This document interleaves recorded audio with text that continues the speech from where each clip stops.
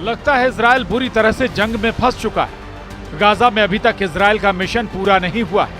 Yemen के Houthi लड़ाकों को इजराइल काबू नहीं कर पाया और ईरान की तरफ से परमाणु खतरा इजराइल के वजूद के लिए गंभीर खतरा बन गया है।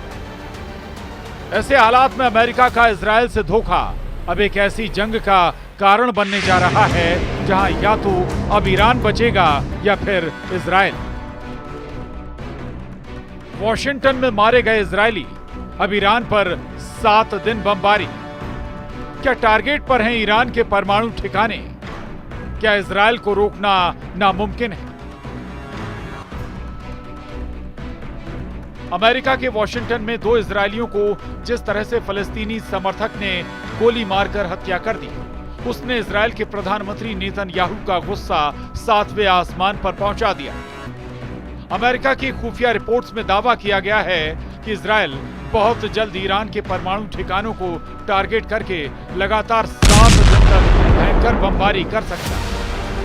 खबर तो यहां तक है कि ईरान ने पहले से ही इजरायली और अमेरिकी हमलों को देखते हुए अपने सबसे खास परमाणु ठिकानों के चारों तरफ जबरदस्त एयर डिफेंस बना दिया है। दावे तो यहां तक किए जा रहे हैं कि अंदर खाने रूस ईरान की जबरदस्त मदद कर रहा है। इधर ईरान के सुप्रीम लीडर अली खामनेई ने साफ कहा है कि अमेरिका और इजराइल परमाणु समझौते की आड़ में ईरान पर बड़ा हमला करने की फिराक में।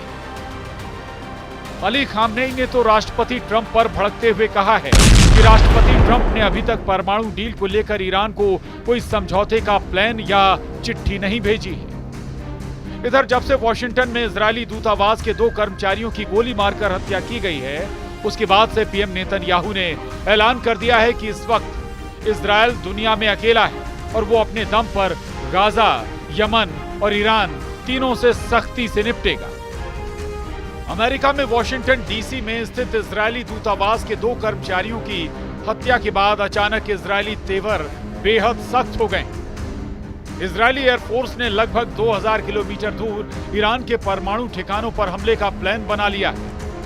नेतन्याहू ने दो टूक कहा है कि अब गाजा, यमन और ईरान को लेकर इजराइल जरा भी नरमी नहीं बरतेगा।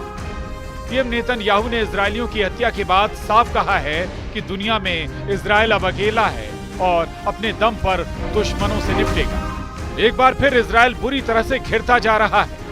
गाजा में इजरायली कार्रवाई के विरोध में पूरी दुनिया, खासतौर से ब्रिटेन, फ्रांस, जर्मनी और अरब देश इजराइल के खिलाफ सख्ती से विरोध पर उतर आए। ब्रिटिश पीएम कीर स्टारमर ने गाजा में इजराइल के जबरदस्त हमलों को देखते हुए दो टूक कह दिया है कि ब्रिटेन इजराइल से अपने व्यापारिक संबंध खत्म कर सकता है, जबकि अमेरिका के पूर्व उपराष्ट्रपति माइक पेंस का दावा कि राष्ट्रपति ट्रंप और प्रधानमंत्री नेतन्याहू के बीच बातचीत पूरी तरह से बंद हो चुकी है। यानी इस वक्त इजराइल पूरी तरह से अकेला पड़ गया है। ऐसे हालात में नेतन्याहू का बौखलाना साबित करता है कि अब इजराइल अमेरिका की परवाह किए बिना गाजा से लेकर ईरान तक भीषण हमला करेगा। इजरायली मीडिया ने दावा किया है कि अमेरिकी खुफिया एजेंसियों को पता चला है कि इजराइल ने 7 दिन तक ईरान पर भयंकर हमला करने का प्लान बनाया। इजराइल ने ईरान के ऊपर हमले की तैयारी तेज कर दी है। एक्सियोस ने इजराइल के 2 सूत्रों के हवाले से बताया है कि अगर ईरान के परमाणु कार्यक्रम को लेकर अमेरिका और तेहरान के बीच चल रही बातचीत विफल हो जाती है तो इजराइल ईरान पर तुरंत हमला कर सकता है। इजरायली खुफिया एजेंसियों को लगता है कि वार्ता जल्द ही विफल हो सकती है। एक्सियोस ने यह भी बताया कि दोनों इजरायली स्रोतों ने अमेरिकन मीडिया की रिपोर्ट की पुष्टि की है, जिसमें कहा गया था कि इजराइल ईरानी परमाणु सुविधाओं पर संभावित हमलों की तैयारी कर रहा है। सूत्रों ने यह भी कहा कि किसी भी हमले के लिए 1 सप्ताह तक चलने वाले अभियान की आवश्यकता होगी और ये एक बार का हमला नहीं होगा।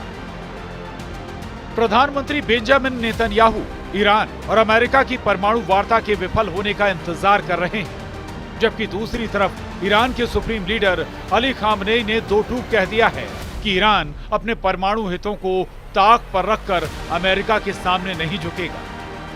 ईरान इजराइल के लिए एक बहुत गंभीर खतरा बना हुआ है। हम निश्चित रूप से संयुक्त राज्य अमेरिका के साथ पूर्ण समन्वय में हैं।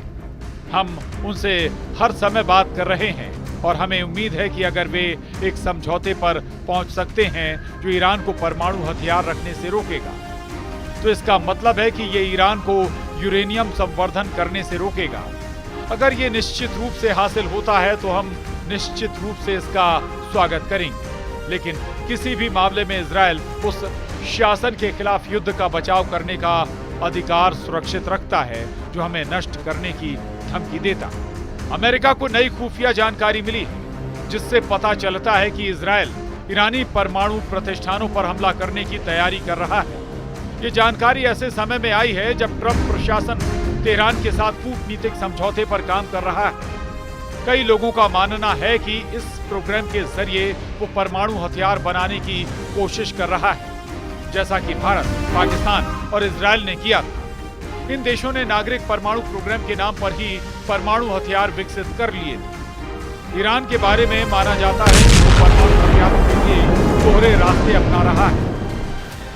असैन्य परमाणु प्लांट से प्लूटोनियम निकालना और ईरान से ही निकाले गए यूरेनियम का संवर्धन करना। ईरान इजराइल की सीमा से 2100 किलोमीटर दूर है। इजराइल उसके परमाणु ठिकानों को बर्बाद करने के लिए एक असाधारण और मुश्किल सैन्य मिशन शुरू कर सकता है, जिसमें मुख्य रूप से लड़ाकू जेट शामिल हो सकते हैं। इन लड़ाकू विमानों को हवा में ईंधन भरने और अपने लक्ष्यों तक पहुंचने के लिए काफी दूरी तक उड़ान भरने की जरूरत होगी।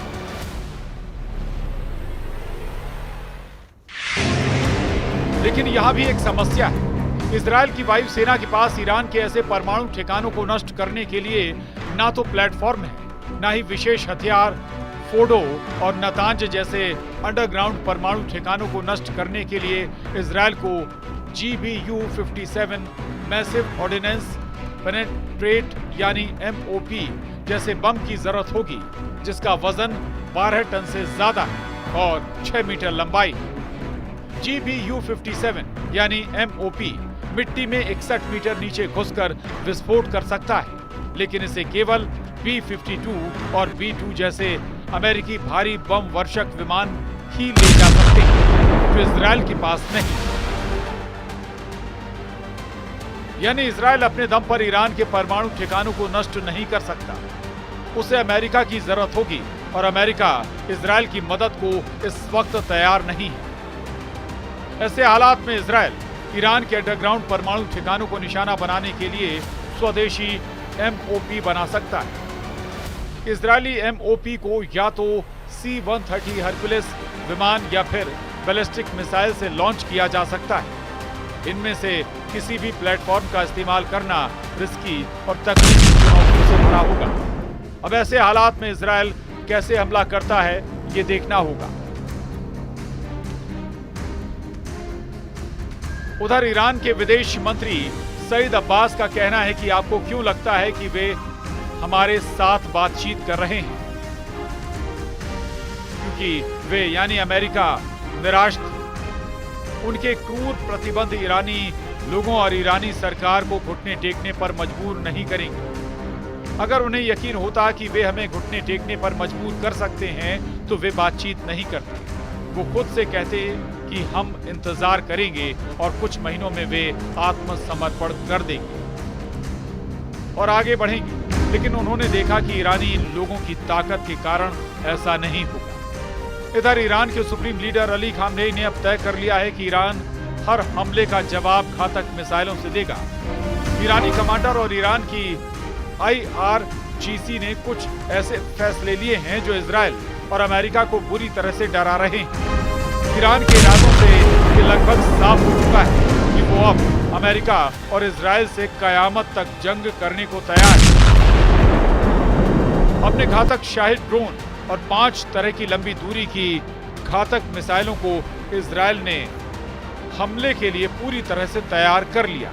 खुद ईरान की इस्लामिक रेवोल्यूशनरी गार्ड कॉर्प्स यानी IRGC ने एक वीडियो जारी किया है जिसमें एक सुरंग तहखाने में ईरान की बेहद घातक और नई मिसाइलें भरी पड़ी। जरा इस वीडियो को गौर से देखिए। ईरान के इस्लामिक रेवोल्यूशनरी गार्ड्स कॉर्प्स यानी IRGC ने अंडरग्राउंड मिसाइल सिटी का खुलासा किया। IRGC से जुड़े तस्नीम न्यूज ने दावा किया है कि अंडरग्राउंड बेस में ईरान ने क्रूज मिसाइलों को रखा है, जिन्हें रणनीतिक रूप से दक्षिणी जल विध्वंसक जहाजों को निशाना बनाने के लिए डिजाइन किया गया है। ईरान के इस अंडरग्राउंड बेस को मिसाइल सिटी नाम दिया गया है। इसके साथ ही ईरान ने घोषणा की है कि वो नई विशेष मिसाइलों का निर्माण कर रहा है। ईरान के वीडियो में एक भूमिगत मिसाइल और ड्रोन कॉम्प्लेक्स को दिखाया गया है। IRGC ने एक नई विशेष मिसाइल बनाने का भी दावा किया है। IRGC commander major general Hossein Salami और brigadier general Amir Ali Hajizadeh ने मिसाइल और ड्रोन के इस भंडार का दौरा किया। इस वीडियो के जरिए ईरान ने अपनी मिसाइल ताकत दिखाने की कोशिश की। वीडियो में IRGC commander major general Hossein Salami और brigadier general Amir Ali Hajizadeh को मिसाइल डिपो का दौरा करते हुए साफ देखा जा सकता है। हाजीजादेह ने इस मिसाइल को सोता हुआ ज्वालामुखी कहा है। ईरानी दावों के मुताबिक अक्टूबर और अप्रैल में इजरायल के खिलाफ ईरान के कुछ ऑपरेशन में इस भूमिगत मिसाइल बेस का इस्तेमाल हुआ था। ईरान के जनरल अली मोहम्मद नैनी ने चेतावनी दी कि ईरान इसी महीने नए अभ्यास और युद्धाभ्यास शुरू करेगा। उसी दौरान नई मिसाइल और ड्रोन का भी खुलासा होगा। अब ऐसे हालात में इजरायल बिना अमेरिकी मदद के ईरान पर कैसे हमला करेगा, ये देखना दिलचस्प होगा। Bureau report, news 18।